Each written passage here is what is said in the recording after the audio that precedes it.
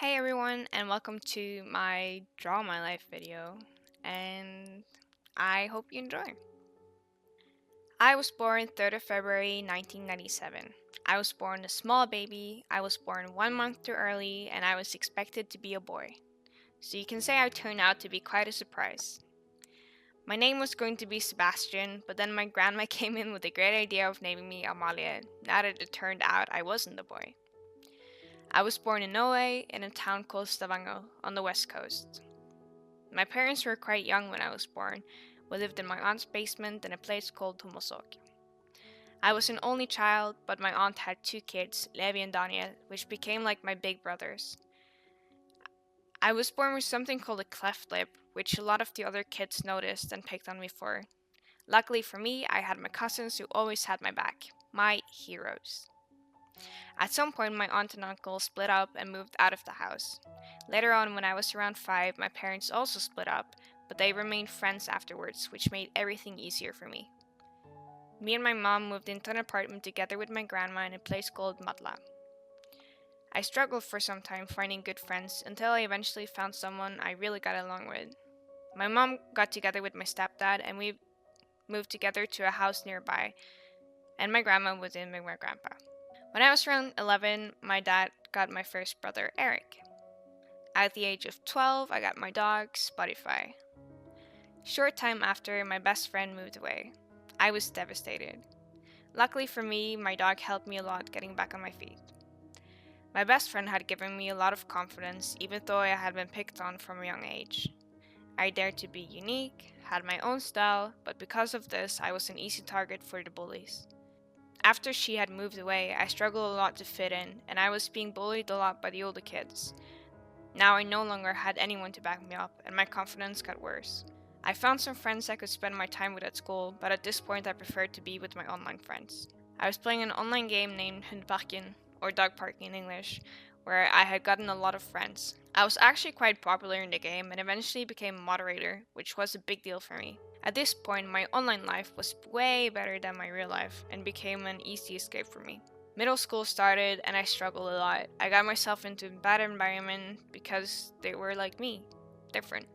It was a real struggle for me. My confidence was pretty much non-existent and it seemed like there was no way out of this bad circle. I dropped in and out of relationships, couldn't really figure out where I was headed, didn't know who I was. But even in the middle of all this, my interest for more competitive gaming rose. Some of my friends that I had gotten through other online games introduced me to League of Legends. I was a proud Season 2 Soraka mid-main.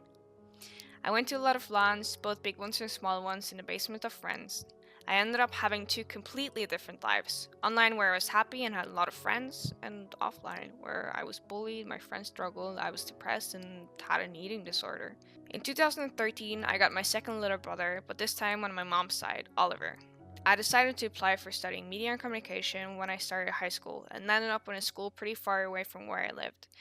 To be honest, I was happy with getting away. I thought it would be nice with a fresh start. But I was so shy I didn't dare to talk to anyone. At some point I wanted to swap schools, but my love for media was quite strong, so I decided to continue. Soon after I started high school, we moved again. This time to a place called Sula, where both of my parents worked, a bit closer to my school as well.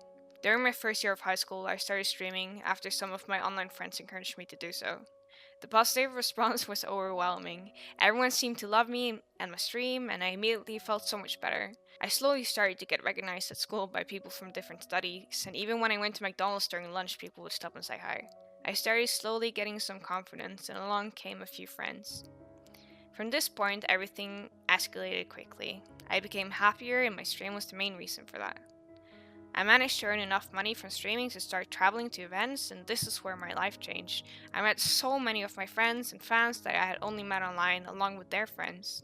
In 2014, in the middle of all this, I got my third sibling, Margrethe. At some point, one of my friends introduced me to Expeke, and I was so starstruck.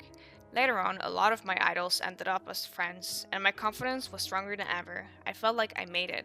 I decided I wanted to make a difference in the world, so I attended a lot of esports events where I could sit in panel discussions and raise my voice about what I thought was important. A lot of influential people discovered me through these events, which led on to great business contacts. During all this mess, I graduated high school with good grades, and I decided from here I wanted to work in esports. Soon after I graduated, my fourth sibling was born, Jakob and Lev. My best hope to achieve my dream was to move to Berlin, but this meant to sacrifice what was most precious to me, Spotify. It broke my heart leaving my best friend behind. But I traveled to Berlin, moved in with a friend, and started looking for jobs. Due to my great network, I got the job at Dojo Madness, where I currently work as an influencer marketing manager. And from there, I got my own apartment. And from my own apartment in Berlin, I am making this video. I am very, very, very happy for where I have gotten, but also sad for everything that I had to leave behind. Not watching my siblings grow up, not being with my dog.